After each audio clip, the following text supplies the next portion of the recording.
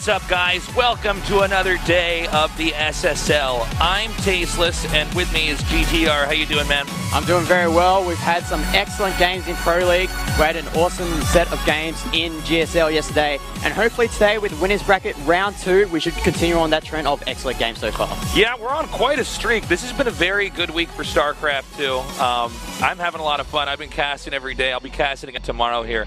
Well, not here at GSL. Today, we're going to have two best of fives. It's in the winners bracket.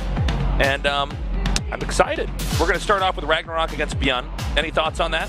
I'm really curious to see how RagnaroK approaches this game, because ByuN has been around everywhere, basically. He was in IM for Taipei for IM, rather. And then yesterday, he just played Curious in Code A, where he lost 3-2. And for RagnaroK, that is a lot of data he can work with. That's actually a good VOD point, yeah. research. So I'm pretty sure that RagnaroK and his coaching staff, Sky High and Orion, for sure they've had to implement some sort of plan for how ByuN plays. Yeah, you know, the more you're doing well in tournaments, the more exposure there is for the strategies you're going to be using. And I think you make an excellent point, GTR. Certainly, with the data that's out there, him and his team can engineer some strategies that could crush ByuN. However, I would say that I think ByuN is a different player than most of the players that we've casted before. He is somebody who has a lot of stamina. He tends to win not generally by his overarching strategies, it's more by his tenacity, his ability to stay alive, keep microing, keep fighting, keep multitasking, and eventually, you know, he overcomes them. So it'll be interesting. RagnaroK, he's very good. A little bit on the cheesy side as of late. Yeah, as we saw in Pro League, he tried to do that that drop link build against Billy, I believe it was, on Ruins of Ceres, and that didn't really work out well for him, but he did take an innovation in the previous round of the winners bracket, so that's nothing to scoff about.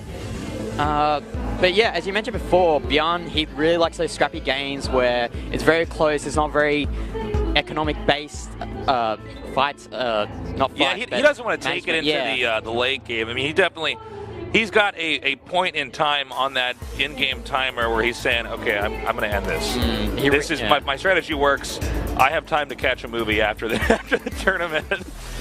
Anyways, closer look here at our first player. It's going to be RagnaroK. Yeah, so we see I believe this guy won Hong Kong esports tournament that I casted. I think that might have been Hurricane. Was that Hurricane? I think no. I think that was there was one I wasn't at that I think he won. Okay. But honestly, I've casted so much StarCraft in my life that believe it or not, it does all kind of blend together. 5-6 years, it kind of extrapolates to a lot of games. Actually, you know how long I've been casting overall? Can you guess? 9 years? No, 10 years. longer. 11 years.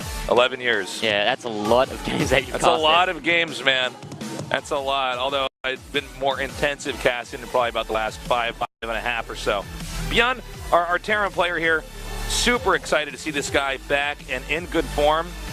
Not on any major team here. No, he's on X Team, which is Chinese-based team. Yes. And no disrespect to X Team, but I mean, when I talk about major teams, I'm talking about like... It's not an AG or... or anything we'd see in Pro League, for instance. So. ByuN has come back. Everyone in the community here, outside of Korea, the foreign community, basically joke about how he's in Kesper jail because no one has seen him for such a long time, but now he's come back. He's impressing everyone in Legacy of the Void, and I'm actually favoring him to win this series over RagnaroK, just judging on his performances so far in Code A and IM Taipei.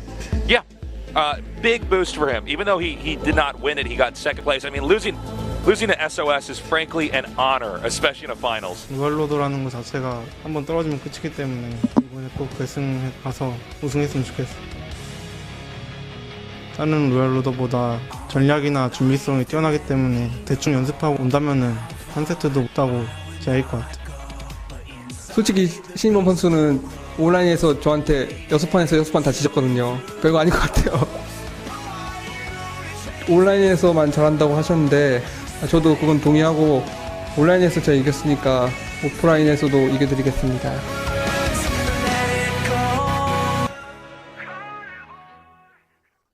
Interesting to see that video there. RagnaroK was basically saying that he wants the Royal Road for this season in the SSL. Meanwhile, for ByuN, he did say that he wanted to transform his performances in online cups to his offline performances, because that's where all the money is these days. So it's really interesting seeing how they're going to approach this series. Yeah. By the way, guys, tell your friends to tune in and join us here at the SSL. We're on Ding It as well as YouTube. I know that we haven't had as many people coming in here initially, but I think as time passes, we're going to have more and more viewers join us. This is a great tournament. Easily, along with GSL, these are the two highest tier tournaments that are going to be going on throughout the year. Especially considering what's happening so far with WCS. We've got all these really good players here in Korea, focusing on GSL and SSL individual league-wise. And if they're on a Casper team, they've also got to contend with Pro League as well. Yeah, that's true. So we're going to be going into this in just a little bit. I know if you guys have been following us on Pro League, we've been casting. It's a best of 5, but with different players, right?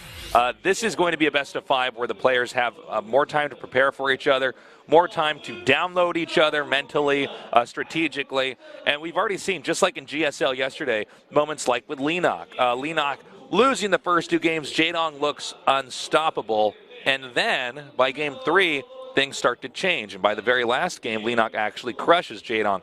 Certainly could see the same going on over here. This tournament, SSL, it's an incredibly unforgiving tournament.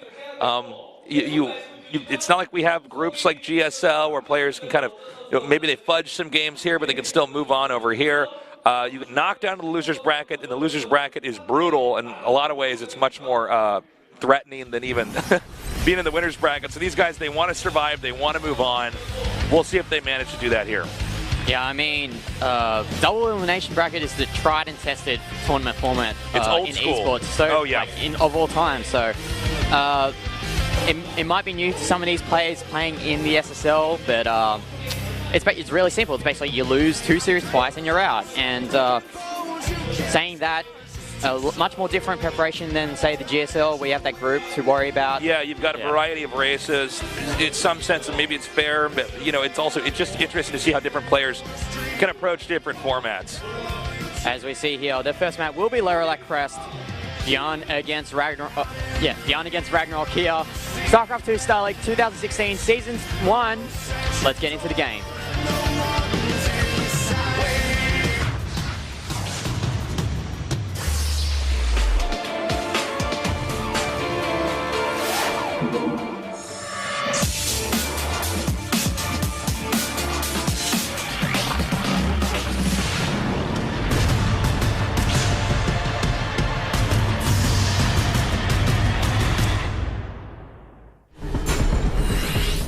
All right, we're on. Let's do this. Down here in the bottom left, in the red, RagnaroK.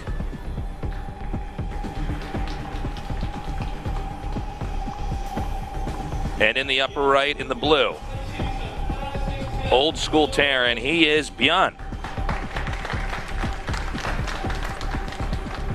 ByuN, Bleach, Jaedong, Excrement, Ghost King, whatever you want to call ByuN. Oh, let's just call him ByuN. I've had enough with his other IDs. It makes me crazy when they change their IDs too much. Regardless of his ID, he is a pretty solid player in Legacy of the Void. And cross spawns and RagnaroK Crest, we've seen this a lot so far this week. As Tasteless has to adjust that monitor. Yeah, I'm adjusting our monitor a little bit. All right, that's good. I can see it now. Okay. Yeah, it was a little bit tilted there. Yeah. Okay, so these are the builds, but what both races are doing here. These are the builds we've seen a lot of here in Legacy of the Void. RTS games, when they're new, and Legacy, I would still consider it, even for the next maybe 5 months or so, it's still pretty fresh, right? We're going to see a lot of new strategies and watch the meat and bones of the meta form here.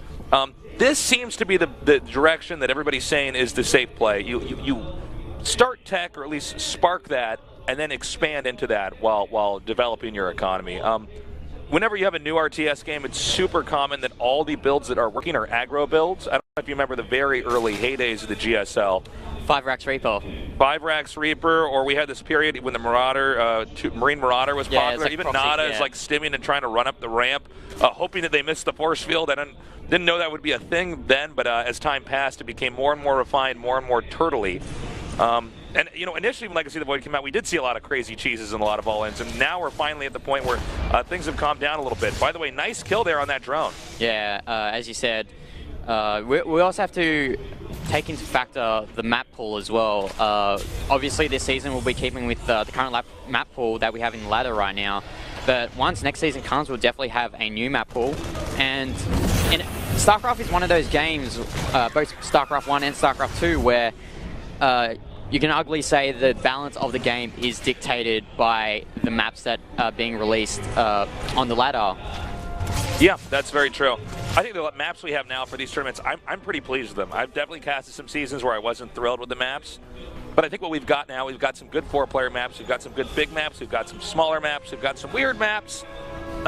It's good variety. Yeah, excuse me, yeah, I mean, we've got quite a good variety of maps, which I think is rewarding to a variety of play styles. For sure, as we see here, nothing really dramatic so far from both players. Actually, ByuN's getting that early medevac, so we might see some harassment here with the medevac and his Marines that he's building right now as he tries to get to his Reaper to see what RagnaroK's doing right now. Okay, good job. Does take out that Reaper. A little bit of questionable move there, I think, from ByuN. He should have known that Link speed was done. I'm not sure what the function of that was. I felt like he should have just went in from a different angle, maybe. I don't even know if he should have. Yeah, I mean, possibly. It was kind of an odd move because you know he's going to take abuse from the Queen as he runs by. Again, this build we're seeing here, this is typical, but it does branch out into a different variety of techniques that the player can employ after the initial medevac's out. We've seen players go straight into Liberators, which we're seeing here. We've seen games, where players actually continue to make medevacs, continue to drop, continue to harass. In this case, ByuN doing a very conservative build, dropping here, actually right next to that Spore, but RagnaroK not moving his drones, and these Marines in a fantastic position. Really love this drop positioning here from ByuN. Dropping it so that Spore Crawler can't actually hit that medivac, so he's also hiding behind that Roach Runner as well. So if RagnaroK tried to surround that army, that Roach Runner would be in the way, and as a result, ByuN does some damage. 7 drones. That Widowmine is, I believe it's dead, but it did damage. It did take, it was picked off there, and definitely taking advantage of the position of the structures, so that your Marines have a better angle. They have cover there. The Liberator is going to come in now. It's going to go behind the minerals, or not. It's going to go right over here, but this is fine. I mean, if he can get some drones.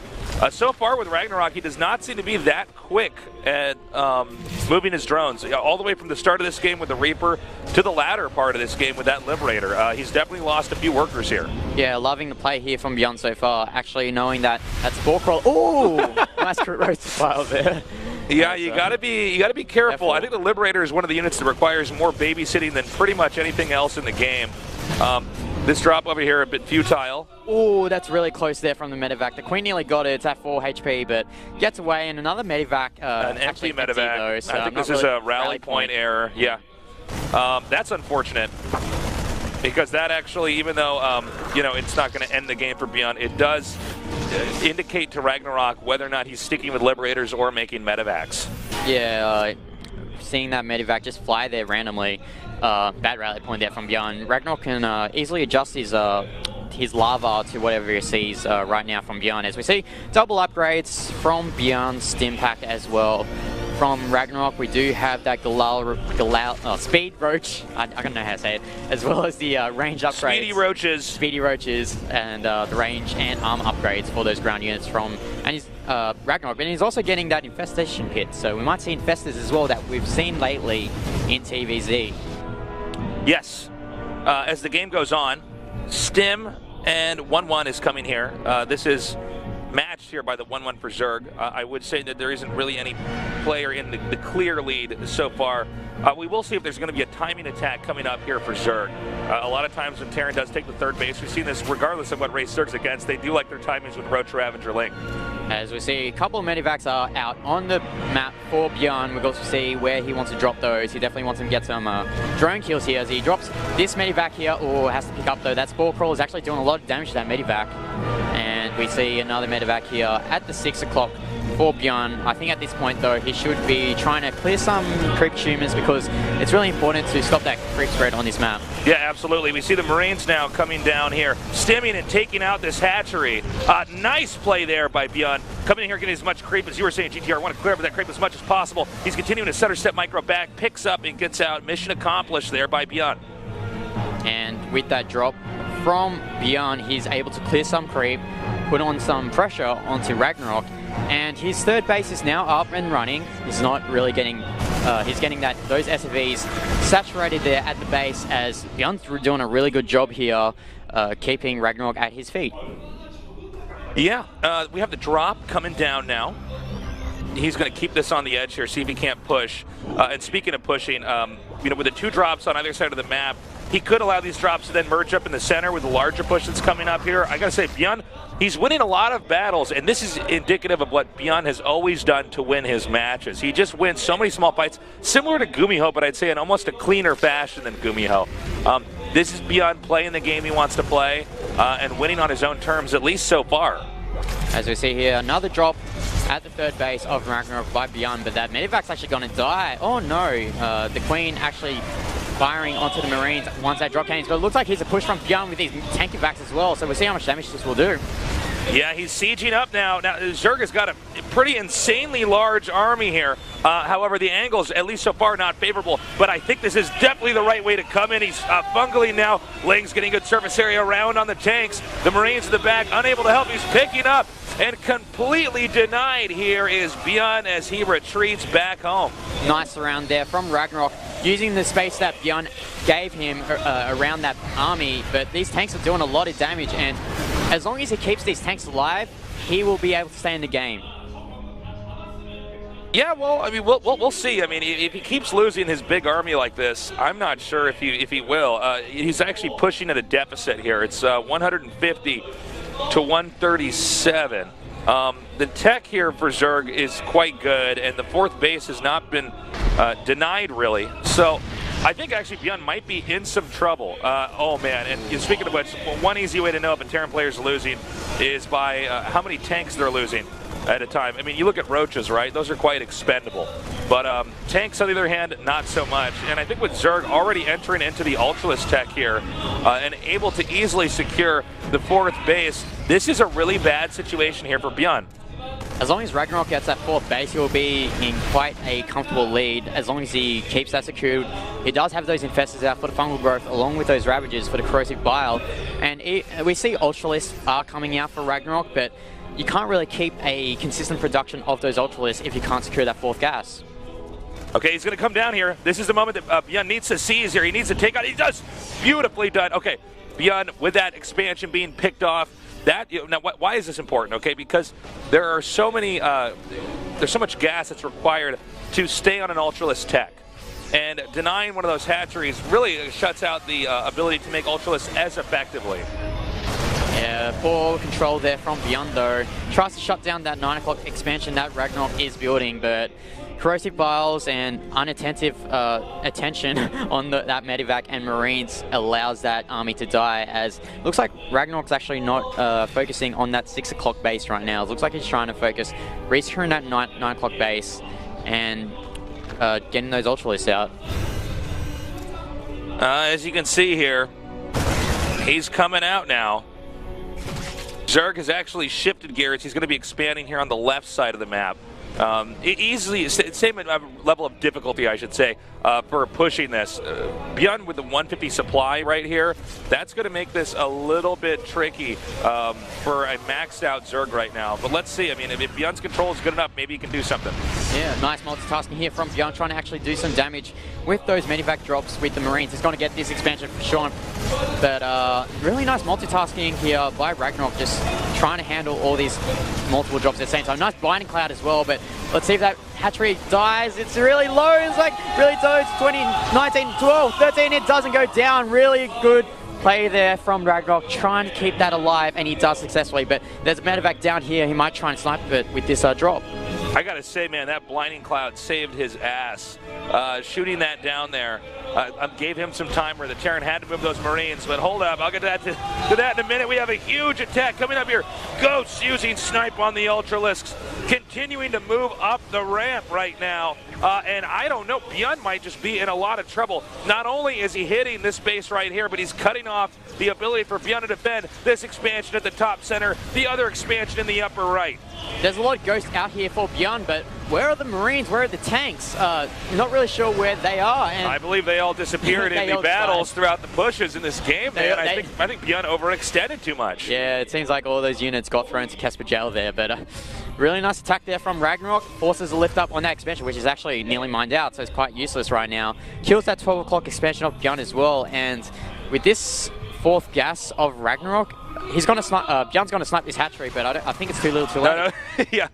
I mean, RagnaroK has to be pretty careful, right? Because you know, a millisecond of lack of attention there at that hatchery, and ByuN will take it out, and that will definitely reduce the amount of gas that's going to be mined here by RagnaroK. And of course, he needs that for, you know, the Ravagers, the Ultralists, the Infestors. I really like this unit composition here from RagnaroK. A mistake that a lot of Zergs have done the past few days, as we've seen here in Korea, is that they build a lot of Ultralists and Ravagers, but they don't have those Zerglings to add that extra damage. And when you're chasing an army of a Terran, you need those Zerglings to help surround. And in this case, by RagnaroK, he does have that bulk supply of Zerglings to help with the damage. He's continuing to fly around the map here. Low base numbers here for RagnaroK, but he's definitely got the muscle. I think ByuN, if we had to do an autopsy on this game, because I think he might be losing, we'll see if I'm right on that, but if we had to do an autopsy on it, I think we can address the fact that ByuN was just dropping too much and not actually paying for itself. So seeing here, ace around by the Zerglings, actually trying to get into the up the ramp of ByuN, but RagnaroK actually defends that. These Ghosts actually do a really nice job of defending, actually, and really surprised how ByuN's handled this so far. I think this is probably the way that he should have taken this game. See the Liberators? The fact that Zerg doesn't have Mutalisks means the Liberators are probably going to be more effective than some of these medevac drops we've already seen here throughout this game. The Marines have stimmed now. Looks like he's going to try. Oh, no, he's going to back up. But this is the play that might be able to get ByuN some more footing here. If he could just keep microing these Liberators correctly and just keep killing off drones, he might have a shot of coming back. Yeah, for sure, as these Liberators are actually doing a ton of damage, actually. 12, 13 drone kills, but one Corruptor's out to take care of that Liberator. As I want to say it did a lot of damage, but it might be at the point where it might be too little for ByuN right now, because RagnaroK still has that bulk army, and he can just keep control of the map, and ByuN can't really do anything about it. Yeah, I got to agree with you, GTR. I mean, I look at the situation, and even though I see RagnaroK taking a lot of damage here from ByuN's harass, I'm trying to figure out how on earth Terran's going to be able to push out on the map. I mean, we already know that Zerg's going into this supreme late game tech. And will ByuN have enough of an army to push out in that amount of time before it almost becomes unpushable? Right now, though, supplies pretty even. Let's see what ByuN can do. Great spy here from RagnaroK. He might be thinking of going for some Broodlords up with those Corruptors being out on the map as well. So let's see how ByuN will approach this base at the 9 o'clock position and how RagnaroK's going to respond to this. Wow, I can't believe that didn't hit that. I thought for sure that was going to connect with that. He's pushing down here from the top center to the center left. However, I think Broodlords are going to have a really good time against this. I think he's going to be able to take advantage of this middle platform over here and use that to make the Marines and Ghosts have a harder time getting close to the Broodlords. Let's see what ByuN does. Yeah, he's actually got a nice position here at the ramp. A lot of snipes there on the Ghosts by ByuN, but oh, nice fungal growth there. So many Ghosts go down, and this might be the end for ByuN because these Broodlords were out and he has no anti-air to deal with this. Yeah, interesting game we've seen so far here. I think RagnaroK might have overextended a little bit with the Ultras. I don't know if there was really a requirement for him to attack in like that. But you're right, he doesn't really have the anti-air. We don't see Liberators or Vikings or anything that can directly address this problem, so you'd have to get underneath the Broodlords to kill them off. And the problem with that is that there are Ultralisks in this game, and definitely something you don't want to be sitting next to is going to be Ultras. At the same time, though, we do see ByuN actually attacking into the bottom and taking out that expansion. So that's one small victory there for ByuN. Yeah, these Widow Mines are doing quite a bit of damage to the army of RagnaroK, but we see these Broodlord Infestors just marching through, Ravagers as well. Am I watching Music of Liberty here? Broodlord Infestor? Yeah, well, this is, I think, the direction. Artosis has talked about this as well. He also thinks this is the direction that this game should be going in here. This kind of late game tech. I mean, there really is a new role here for Broodlords, excuse me, now that they're, oh, hold up. All right, yeah, I don't know. I don't know if there's any way that ByuN's going to be able to deal with this. He's been on the run. He's been doing a good job. but this is eventually going to catch up to him. Now, I think at this point of the game, RagnaroK just has too many of those high-tech units, Broodlord, Infestor, and Ravagers. It's going to be really hard to deal with this, especially when you're running really thin on economy, as that third base is nearly mined out for ByuN. He's continuing to push forward here. At this point in time, ByuN doesn't have access to any base that he can mine from. So many Broodlords, so many Ravagers coming here and thinning out the army that ByuN has. RagnaroK might have overextended here. No, I think he's going to be okay. Yeah, that's going to be a GG. Yep. Nicely played there from RagnaroK. ByuN couldn't really do anything, even though he shut down that 6 o'clock base. RagnaroK taking that 9 o'clock base in response and able to defend that. Get those Ultralisk out, get that Armor Carapace, and even though ByuN had a lot of Ghost out, he couldn't get those snipes in time, and I think that attack when RagnaroK got into the main base of ByuN and he was stuck there, and those Fungal Ghosts were shot out from those Infestors and killed a bulk of ByuN's Ghost army. It's going to be really hard because those Ghosts are quite expensive units. I think the other story in this game is how many medevac drops do we see that didn't actually do anything? Quite a few. Quite a few. And then, you saw when the actual push came, RagnaroK just had a lot more. He just had way more muscle, way more toys to play with on the map. And I think that was ByuN losing, similar to how we've seen Gumiho lose games, where even though he's everywhere and it's pretty impressive that his multitasking is this good, the result is that after all the confusion is said and done,